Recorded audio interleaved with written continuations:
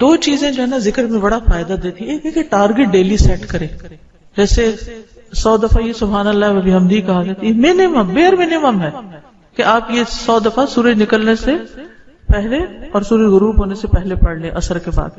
پھر اسی طرح یہ ہے کہ نبی صلی اللہ علیہ وسلم دن میں 70 سے 100 بار استغفار کرتے. ٹارگٹ سیٹ کر لیں کہ میں نے لازمی یہ تو کرنا ہی کرنا ہے, اتنا تو کرنا ہے. زیادہ ہو جائے تو بہت ہی اچھا, کیونکہ حدیث میں آتا ہے نا طوبی لمن وجد الاستغفار فی صحیفتہ, کہ خوشخبری ہے اس کے لیے جو اپنے اعمال نامے میں استغفار کی کثرت پائے. پھر آپ دیکھیے درود شریف ہے, اگر کوئی اپنی ساری دعا کو درود شریف بھی بنا لے تو اس کے لیے ہر چیز کافی ہو جاتی.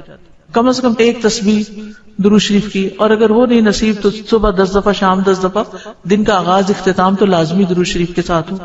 پھر اسی طرح لا حول ولا قوت الا باللہ, جنت کے خزانوں میں اگر ہمیں دنیا کا کوئی خزانہ بتایا جائے تو ہم لوٹنے چلے جائیں اس کو, ٹھیک ہے, جنت کا خزانہ ہے وہ اکٹھا کرنے کے لیے, اس کی تسبیح کر لیں.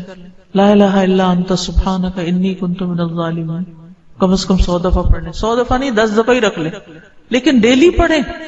پھر اسی طرح سبحان اللہ والحمد للہ ولا الہ الا اللہ واللہ اکبر, اس کی بے پناہ فضیلت اور اس کی بے شمار فضائل ہیں اگر اس کی ایک تسبیح آپ کر سکیں. اب یہ ہے کہ اتنا کچھ اوور ویلمنگ ہو جاتا ہے, یہ بھی کر لو, یہ بھی کر لو, یہ بھی کر لو. کچھ چیزیں صبح کے وقت کے لیے رکھ لیں, کوئی دوپہر کے لیے رکھ لیں, کوئی شام کے لیے رکھ لیں, کوئی کہیں اگر آپ آتے جاتے ہیں اس کے لیے رکھ لیں, کوئی کسی کام کے ساتھ باندھ لیں. اگر آپ نے ٹارگٹ سیٹ کر لیا نا کہ یہ تو کرنا ہی کرنا ہے تو انشاءاللہ کر بھی لے گی. اگر کسی وجہ سے کوئی آگے پیچھے ہو بھی گیا تو رات کو سونے سے پہلے کر لیں. اگر ایک دن کچھ کمی پیش ہوگی اگلے دن پورا کر. اپنے اوپر پابندی آپ نے خود لگانی, یہ تو میں نے کرنا ہے, ٹھیک ہے. دوسری چیز یہ ہے کہ اگر نہ کریں تو پھر اس پر اپنے آپ کو پنش بھی کریں, اس کے عوض کچھ صدقہ کریں, کیونکہ اپنی عادتوں کی اصلاح خود ہی کرنی ہے. روزہ رکھیں, یعنی کمپنسیٹ کریں اپنے آپ کو, کیونکہ انسان کے جسم کے ہر جوڑ پہ روز صدقہ واجب ہوتا ہے. یہ تسبیحات جو ہیں وہ جوڑوں کا صدقہ بھی ہیں, ٹھیک ہے.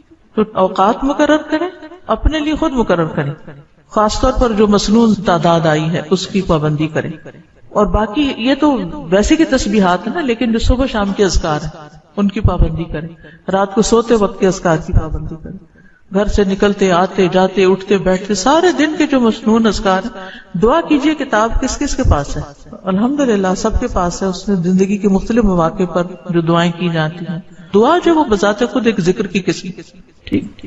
تو جن کا رشتہ نہ ہو رہا ہو وہ بھی, جن کا ہو چکا ہو اور شادی کے پرابلمز ہو وہ بھی, جن کا ہو چکا اور پھر بچے نہ ہو وہ بھی, ان سب کے لیے ایک ہی وظیفہ ہے, اور وہ کیا ہے؟ استغفار کا.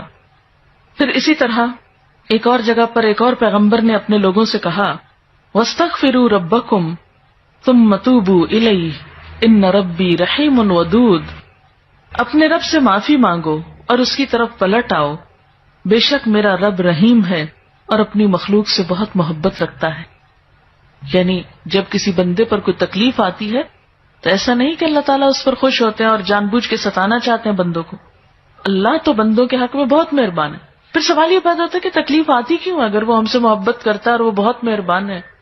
تو بات یہ ہے کہ کچھ چیزیں ہم اچھے حالات میں سیکھتے ہیں اور کچھ چیزیں ہم ہارڈ شپ سے سیکھتے ہیں.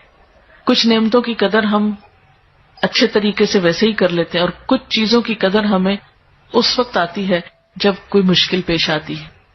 آپ دیکھیے کہ اس کی مثال یوں ہی ہے کہ جیسے کچھ کھانے آپ کچے ہی کھا لیتے ہیں, جیسے فروٹس وغیرہ ہیں, آپ کو پکانے کی ضرورت نہیں ہوتی, لیکن کچھ کھانے آپ کو پکا کر کھانے ہوتے ہیں. اسی طرح زندگی میں کچھ حالات ایسے ہوتے ہیں کہ جن میں آپ آرام سے سیکھ جاتے ہیں, یا کچھ باتیں آپ کو بغیر کسی مشکل کے سمجھ میں آ جاتی ہیں, لیکن کچھ باتیں آپ کو مشکل آنے پر سمجھ آتی ہیں. اور جس طرح انسان پختہ اور میچیور ہوتا ہے مشکلات میں, آپ نے دیکھا ہوگا کہ جو بچے ہارڈ شپس میں پلتے ہیں وہ بڑے ہو کر ان میں اسٹیمنا زیادہ ہوتا ہے, لیکن جو بچے بہت نعمتوں میں اور نازوں میں پلتے ہیں وہ اتنے بہادر اور اتنے ہمت والے نہیں ہوتے. اس لیے دھوپ اور چھاؤں, غم اور خوشی دونوں اس کائنات کا حسن ہے. دن اور رات ایک بہت بڑی نشانی ہے ہمارے لیے. تو اس لیے جب تکلیف آتی ہے تو اس موقع پر انسان اللہ کی طرف زیادہ رجوع کرتا ہے, اللہ کو زیادہ یاد کرتا ہے، زیادہ ذکر کرتا ہے، اور اس طرح انسان کے گناہ دنیا میں ہی معاف ہونے لگتے ہیں۔